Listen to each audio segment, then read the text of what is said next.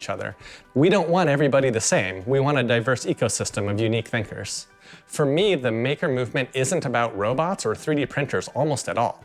The maker movement is about, really comes down to freedom. The freedom for us with our hands to make the world we live in. It's anti-industrial, and it's not about any one specific tool. It's about a viewpoint onto the world.